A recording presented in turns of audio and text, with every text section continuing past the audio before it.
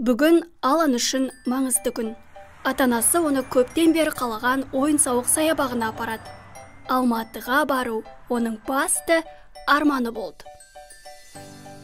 Саябақтағы уақыт өте көңілді өтті.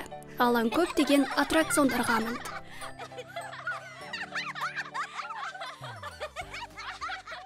Біраз уақыттан кейін ата-аналар дүңгіршектен мақта кәмпит сатып алуды шешті.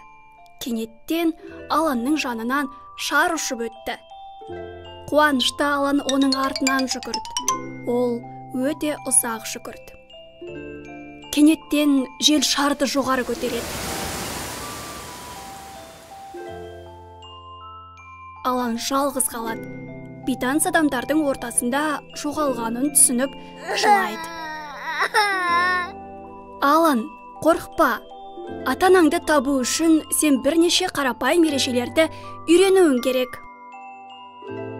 Бірінші, ата-анаңды шақыруға тырыс. Екінші, ересектерден көмек сұра. Үшінші, ата-аналардың бірінің телефон нөмірін еске түсіруге тырыс. Төртінші, ата-анаңның қандай болғанын сипатта. Бесінші, сен жоғалғанға дейін ата-анаңмен қайда болғаныңды айт. Алтыншы, үрейленбе. Сенің анаң мен әкең сені іздеп жатыр. Жастар Аланның адасқанын түсініп, көмектесуді шешеді. Алан ата-анасының нөмірін білмеді, бірақ олардың сыртқы түрін сипаттады.